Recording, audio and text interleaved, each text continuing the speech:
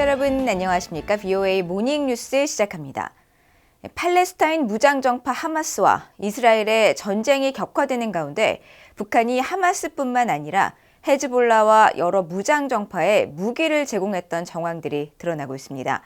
미국의 전문가들은 북한의 이 같은 불법 행위를 구체적으로 지적하면서 북한이 영내 갈등을 부추기고 있다고 지적했습니다. 조상진 기자가 보도합니다. 군사 전문 블로거 원와르가 지난 7일 공개한 사진입니다. 하마스 대원 중 한 명이 휴대용 대전차 유탄 발사기 RPG를 갖고 있는 모습입니다. 원와르는 이 RPG를 북한산 F7으로 추정했습니다.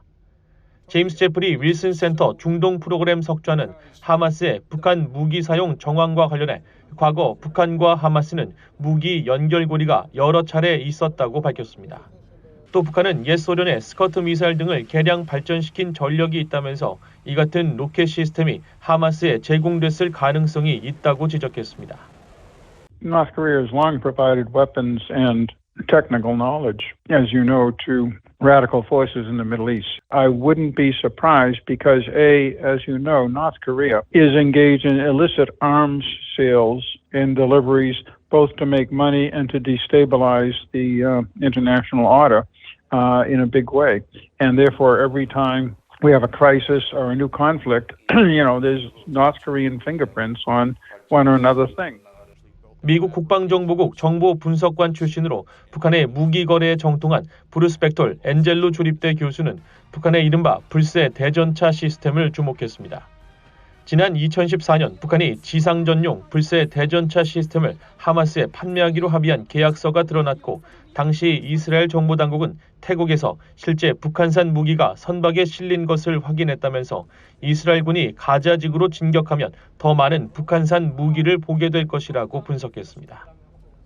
I mean, there was various systems, including even communications gear that reportedly North Korea had reached a deal with Hamas on in 2014. And before that, there was a shipment, an actual maritime shipment on a ship that was interdicted in Thailand. And the Israeli intelligence service said that those arms were bound for both Hezbollah and Hamas. So it appears likely that at least some of the weapons that Hamas has came from the North Koreans. 벡톨 교수는 그러면서 북한산 무기는 대부분 완제품 형태가 아니라 부품을 들여오고 추후 조립하는 형태로 밀반입됐다면서 하마스에 전달된 주요 경로로 이집트와 이란을 지목하고 무기 밀반입을 위한 하마스의 터널 공사도 북한이 도왔을 것이라고 설명했습니다. 전문가들은 북한과 팔레스타인 모두 이란과 깊은 유대 관계가 있다면서 그런 이란을 통한 간접 거래로 하마스가 북한 무기를 획득했을 가능성에 주목하고 있습니다. 또 하마스가 중동 지역 내 다른 무장정파나 테러 조직과도 깊은 연관이 있다면서 북한이 중동 지역 내 최대 불법 무기 제공국이 될 수 있다고 지적했습니다. VOA 뉴스 조상진입니다.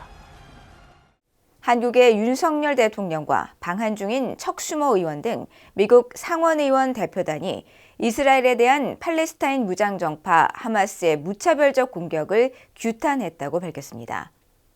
윤 대통령과 척슈머 미국 민주당 원내대표 등 6명의 미국 상원의원 대표단은 11일 용산 대통령실에서 만나 이번 사태가 조속히 종식돼 영내 긴장이 완화되고 안정을 이룰 수 있도록 한미 양국이 건설적 역할을 해나가자는 데 공감했다고 한국 대통령실이 밝혔습니다.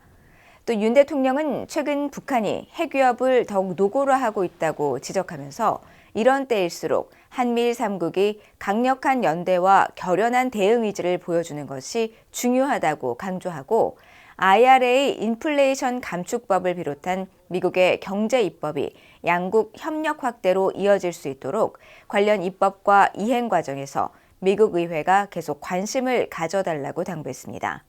척슈머 의원 등 상원의원 대표단은 한국은 안보, 경제, 문화 등 모든 측면에서 미국의 중요한 핵심 파트너라면서 한국에 대한 미국 의회의 초당적 지지는 전폭적이고 포괄적인 만큼 앞으로도 미한 동맹과 미한 경제협력 강화를 위한 미국 의회의 지지는 변함이 없을 것이라고 강조했다고 한국 대통령실이 전했습니다.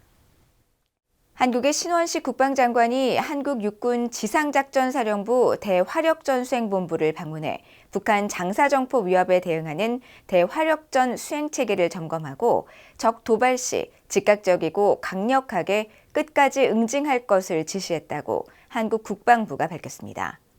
한국 국방부에 따르면 신 장관은 11일 해당 부대를 방문해 대화력전 수행체계를 전면 재검토해 적이 도발하면 수시간 내 적의 장사정 포병 능력을 완전히 괴멸시킬 수 있도록 작전 수행 체계를 발전시키고 전력화를 추진하라고 지시하고 적이 도발할 경우 즉각 강력히 끝까지 응징하라고 강조했습니다.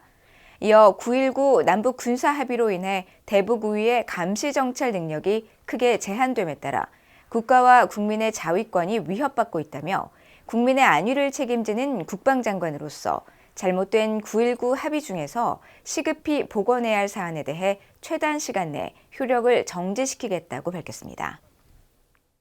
중국이 항저우 아시안게임이 종료되자마자 중국 내 탈북민들을 대규모로 강제 북송했다는 북한 인권단체의 문제 제기에 대해 한국 정부가 사실 여부를 확인하고 있다고 밝혔습니다.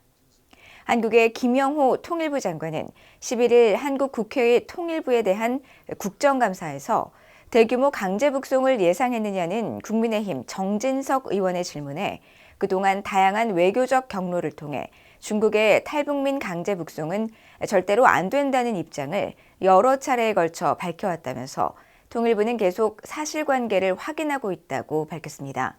앞서 북한 인권단체인 북한정의연대는 중국 랴오닝성과 지린성에 억류됐던 탈북민 600여 명이 지난 9일 밤 훈춘과 도문, 난핑, 장백, 단둥을 통해 북한으로 강제 북송됐다고 밝히고 그들의 안전을 크게 우려했습니다. 미한 동맹의 상징적 인물로 꼽히는 고 윌리엄 웨버 대령과 존 싱글러브 장군을 기리는 추모비 제막식이 오늘 12일 파주 임진각 보훈단지에서 열립니다. 한미동맹재단과 주한미군 전우회는 11일 미한동맹 70주년인 올해 한국 국회와 SK그룹의 지원으로 추모비 건립을 추진해왔다면서 12일 제막식에는 웨버 대령의 손녀인 데인 웨버 여사와 싱글러브 장군의 아들인 존 싱글러브 부부, 한국전쟁 참전용사와 전후 주한미군 복무장병들과 가족들이 함께한다고 밝혔습니다. 웨버 대령은 한국전쟁에 참전해 공수부대 장교로 인천 상륙작전과 서울 수복작전 등에서 활약했으며 원주전투에서 오른쪽 팔과 다리를 잃은 뒤 장애를 딛고 워싱턴 DC 한국전 참전용사 기념비 건립에 앞장서는 등 미국에서 한국전쟁을 재조명하는 데 헌신했습니다. 싱글러브 장군 역시 한국전쟁 참전용사로 1977년 미국 정부의 주한미군 철수 결정에 강하게 반대하다 강제 전역을 당하는 등 미한동맹에 기여한 인물로 평가받고 있으며 두 사람은 지난해 별세해 미국 알링턴 국립묘지에 안장됐습니다. 이상으로 VOA 모닝뉴스를 모두 마칩니다. 시청해주신 여러분 고맙습니다.